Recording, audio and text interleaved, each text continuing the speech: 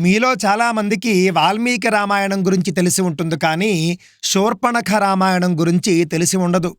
శూర్పణఖ కూడా ఒక రామాయణం రాస్తే ఎలా ఉంటుంది అని మనం ఆలోచించి చూసామనుకోండి, మనకు రామాయణ విషవృక్షం అనే పుస్తకమే మనకు కళ్ళ ముందు కదలాడుతూ ఉంటుంది.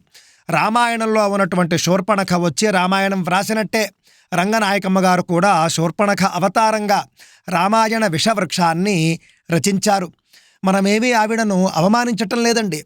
ఆవిడే చాలా ఇంటర్వ్యూల్లో చెప్పుకున్నది, రామాయణంలో మంచిగా చూపించినటువంటి పాత్రలన్నీ కూడా చెడ్డవి, చెడ్డ పాత్రలన్నీ కూడా మంచివి అని అన్నది ఆవిడే. అంటే దాని అర్థం ఏమిటి? శూర్పణఖ పాత్ర మంచి పాత్రనే.